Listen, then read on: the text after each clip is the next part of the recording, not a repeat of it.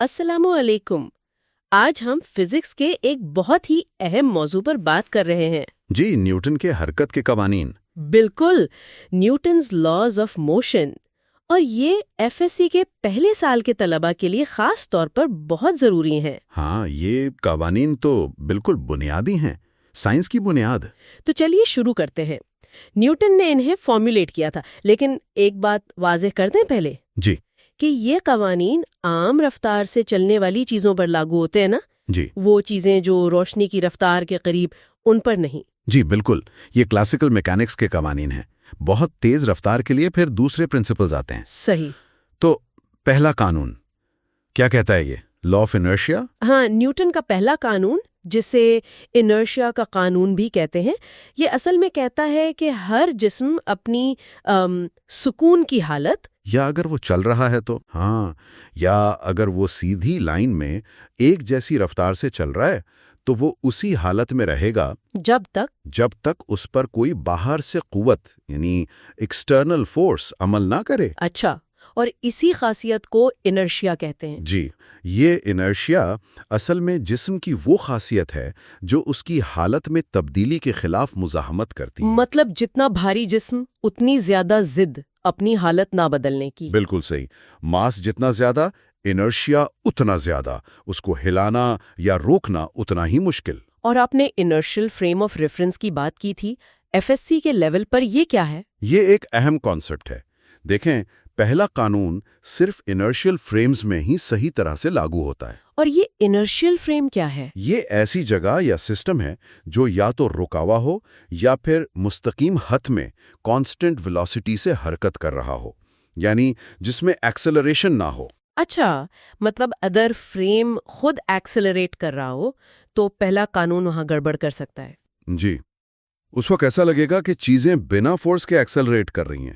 اس لیے F S C کے طلباء کے لیے یہ سمجھنا ضروری ہے، قانون کی سٹیٹمنٹ کے ساتھ ساتھ۔ ٹھیک ہے، تو پہلا قانون، no force no change in state. اگر فورس لگے تو پھر یہاں دوسرا قانون آتا ہے، F equals to M A. بالکل، وہی مشہور F equals to M A, Newton کا دوسرا قانون۔ یہ بتاتا ہے کہ جب کسی جسم پر نیٹ فورس ایف لگتی ہے، نیٹ فورس یعنی سب فورسز کا مجموعہ۔ جی، ویکٹر سم، تو اس فورس کی وجہ سے جسم میں ایکسلریشن اے پیدا ہوتا ہے، اور یہ ایکسلریشن فورس کے ڈائریکٹلی پروپورشنل ہوتا ہے۔ اور ماس کے inversely proportional. Exactly. F equals to M A, force اور ایکسلریشن کی ڈائریکشن بھی ہمیشہ ایک ہی ہوتی ہے۔ اس کی مثال؟ جیسے فٹ بال کو کک مارنا۔ ہاں بالکل، فورس لگائی، کک، تو ایکسلریشن پیدا ہوا۔ زیادہ زور سے کک، زیادہ ایکسلریشن۔ اگر فٹ بال بھاری ہو، زیادہ ماس، تو اسی کک سے کم ایکسلریشن ہوگا۔ F is equal to M A تو شاید فزکس کا سب سے مشہور فارمولا ہے۔ امتحان کے لیے اس پر کیا فوکس ہونا چاہیے؟ دیکھیں، فارمولا تو یاد کرنا ہی ہے، ایف ایکولز ٹو ایم اے، لیکن صرف فارمولا نہیں، اس پر جو سمپل نیومیریکل پرابلمز آتے ہیں ان کی پریکٹس بہت ضروری ہے۔ یونٹس کا خیال رکھنا ہوگا۔ بہت زیادہ۔ ایسا یونٹس، فورس کے لیے نیوٹن، ماس کے لیے کلو گرام، ایکسلریشن کے لیے میٹر پر سیکنڈ اسکوائرڈ۔ اور یہ یاد رکھنا کہ ایف نیٹ فورس ہے۔ صحیح ہے، پہلا قانون ہو گیا، دوسرا بھی، اب تیسرا قانون، ایکشن ری ایکشن والا۔ جی، نیوٹن کا تیسرا قانون، یہ بھی بہت دلچسپ ہے۔ کیا کہتا ہے یہ؟ یہ کہتا ہے کہ ہر عمل، ایکشن کا، ہمیشہ ایک برابر میگنیٹیوڈ میں لیکن مخالف سمت میں رد عمل، ری ایکشن ہوتا ہے۔ ہر ایکشن کا equal and opposite re action.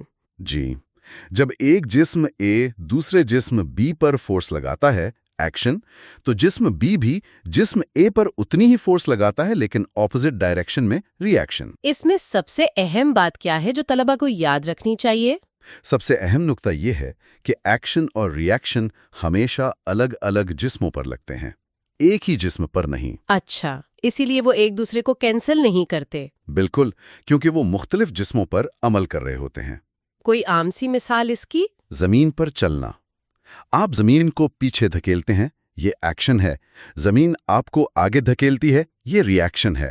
اسی ری ایکشن کی وجہ سے ہم آگے بڑھتے ہیں۔ یہ راکٹ کا اڑنا۔ ہاں، راکٹ گیس کو نیچے پھینکتا ہے، ایکشن، اور گیس راکٹ کو اوپر دھکیلتی ہے، ری ایکشن۔ امتحان کے لیے اسٹیٹمنٹ یاد ہو اور یہ کانسیپٹ واضح ہو کہ فورسز مختلف جسموں پر ہیں. مثالیں دینا بھی اچھا رہتا ہے. تو اگر ہم سمرائز کریں، پہلا قانون کہتا ہے حالت تب تک نہیں بدلتی جب تک فورس نہ لگے، انرشیا. دوسرا بتاتا ہے کہ فورس لگنے پر F = ma کے مطابق ایکسلریشن ہوتا ہے. اور تیسرا کہتا ہے کہ ہر ایکشن کا ایکول اور اپوزٹ ری ایکشن ہوتا ہے جو مختلف جسموں پر لگتا ہے. اور یہ تینوں مل کر کلاسیکل میکینکس کی بنیاد ہیں. FSC کے اسٹوڈنٹس کے لیے ایگزام کے حوالے سے کوئی آخری ٹپس ان قوانین پر؟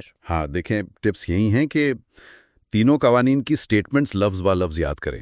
پہلے قانون میں انرشیا، ماس سے اس کا رشتہ اور انرشل فریم کو سمجھیں. ٹھیک. دوسرے قانون کے لیے F = ma اور اس کے نیومیریکلز کی پریکٹس کریں، یونٹس کا دھیان رکھیں.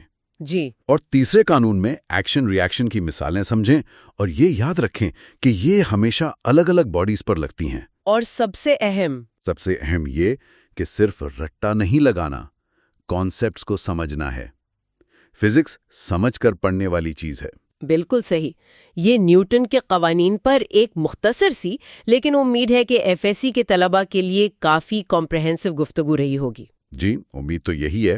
اور جیسا ہم نے شروع میں اشارہ کیا تھا، یہ قوانین ہماری روزمرہ زندگی کو سمجھنے کے لیے بہت اہم ہے. لیکن ان کی حدود بھی ہیں. ہاں، ایک سوال ذہن میں آتا ہے کہ جب چیزیں بہت ہی زیادہ تیز رفتار سے چلتی ہیں، مطلب روشنی کی رفتار کے قریب، تب کیا ہوتا ہے؟ کیا تب بھی یہ قوانین ایسے ہی کام کرتے ہیں؟ یا وہاں پر فزکس کے اصول بدل جاتے ہیں؟ یہ ایک ایسا سوال ہے جس پر مزید سوچنا، ریسرچ کرنا شاید سائنس کے نئے دروازے کھول دے. بہت خوب.